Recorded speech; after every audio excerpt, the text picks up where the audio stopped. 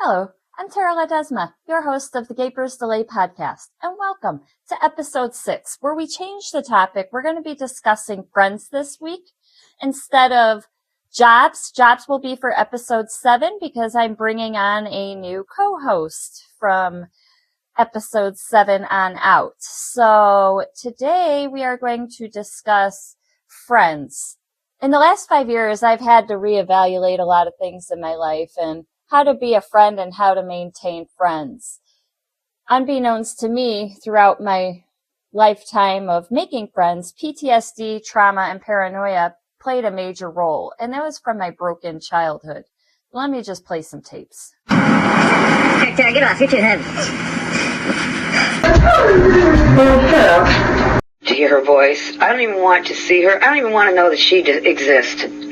You should hear Tara. She says, and I've had it with the way Mom's been acting and the things that she's been doing.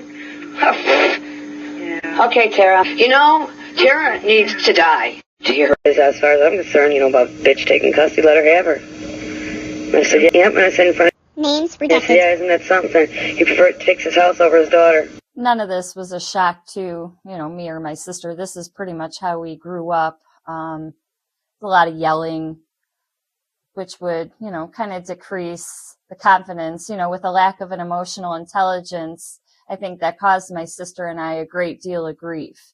My mom, I think I understand, now that she did the best she could with what she had. I think it takes a lot of tools to be able to be a parent. And I believe now that she was not equipped with the proper tools. So I do look at the situation differently than I did in the midst of the emotions. These tapes are not a surprise. Like I said, she said this stuff to our face. Here's a conversation of her and my sister. What about just the other day? Her life isn't a bed of roses. Why do you think it is? Jeez, and then I'm not saying that because of you. Why do you think it is? Because of you. You said to do her whole life, do this, do that. You know, she got sick of it left and said, I'll learn on my own.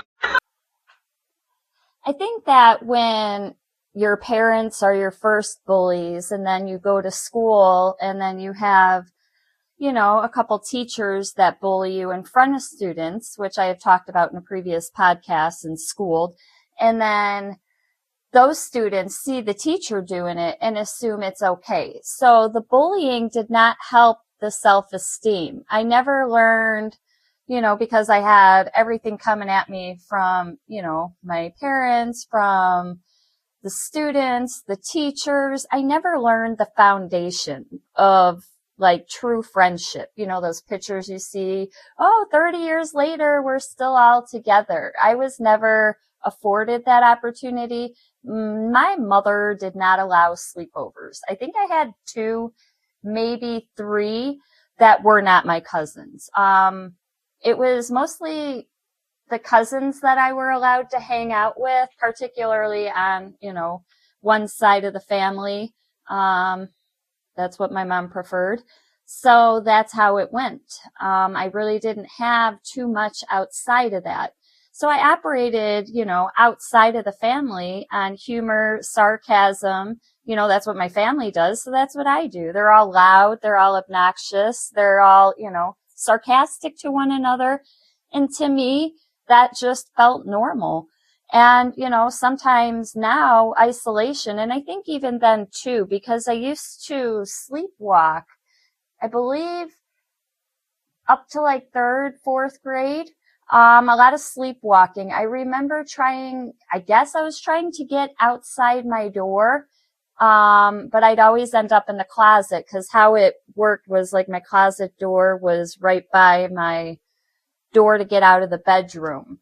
And I would always wake up feeling trapped and crying. And then my mom would turn on the light in the closet and be like, what the fuck are you doing?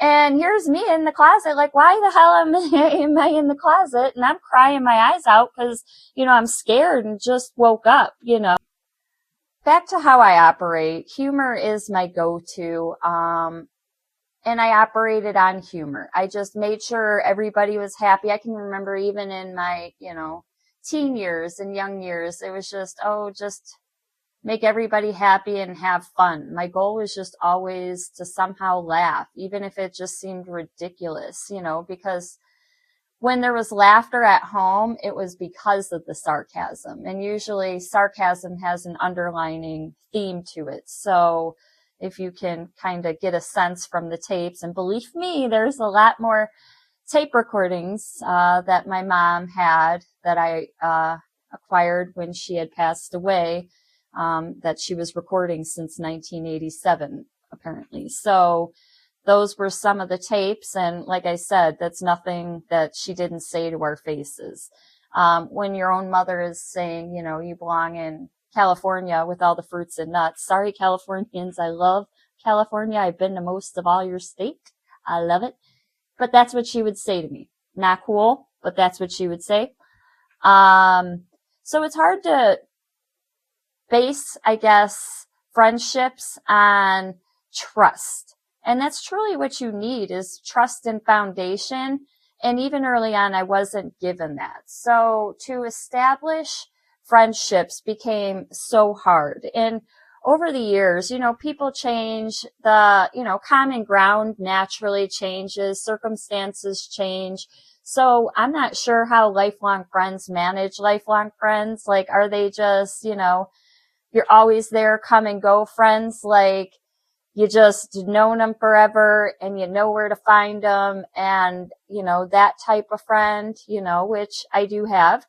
Or is it, just we come in and out of each other's lives when the platform is mutual, when the common ground is equal, when there's, natural common ground, basically. So you have things to discuss that, you equally like to discuss, and places you equally like to go. That's, the common ground of a friendship. And when things shift, it's hard to maintain or grow in one way with somebody else. So I'm still learning all this. I don't exactly know how to navigate this field, because once I really realized that what I was doing, and, I never really had too much depth in a friendship that I really trusted in my life. And I do attribute that to, my childhood and family, because that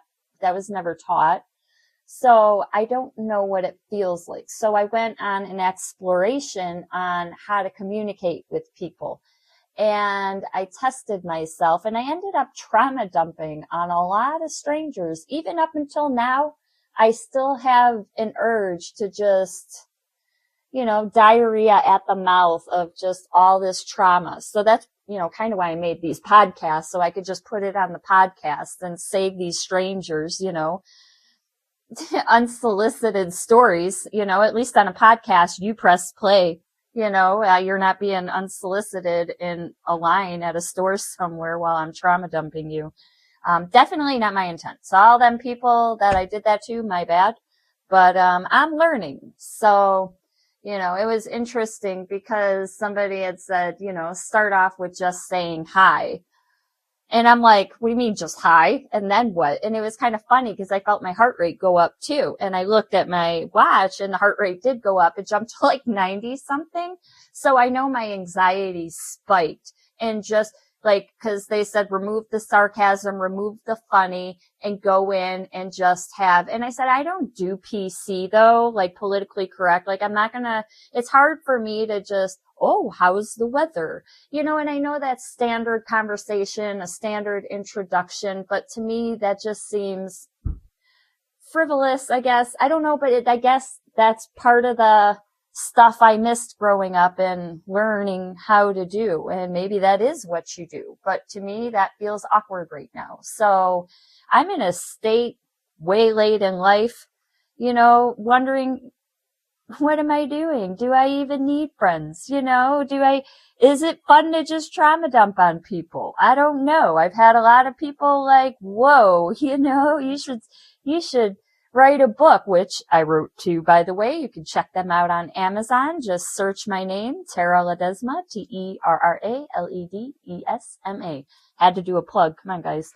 So, Yeah, friendship is something I am working on, and I am trying to put myself out there and in different scenarios. And I think one of the biggest issues I have, and again, I think this comes down to the trauma aspect, when I read people a little too well, to where I have a counselor that I speak with, and I told my counselor, I said, it's almost like I'm fishing.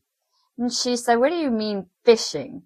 I said, it's like catch and release. If I'm out there looking for people to hang with or people to talk, you first, they say never judge a book by its cover, but trauma don't listen to that. And I can tell you that much. So my ability to, read people, and hell, I used to do it over the phone for 911. So if I see them in person, that's even more clues as to who you are and, the story behind you. So like I told my counselor, to me, it's like catch and release with fishing, because it's like you pull one out, you examine it, and it's like, well, this may not be a keeper. I'm one of the ones that when some people start talking, I can already finish their conversation. And I think it's mental stimulation maybe I need. I don't want to talk about the weather. I want to talk about things that matter, things that are important, feelings. I want to be in depth. I don't want surface. And I think, the world operates on surface emotions. And maybe that's my problem. Maybe I'm just looking for friends in all the wrong places. I don't know. But I am on this journey to figure it out, and I hope you all take this journey with me. And our next podcast will be jobs. So we will be discussing how hard it is to get a job nowadays, especially with AI getting in the way. And Andy, my husband, wants to be my new co-host. So he is going to be doing podcasts with me now. I'm very excited about that. I hope you all are too. And hope to catch you next time on episode 7. And thank you for listening to Gapers Delay.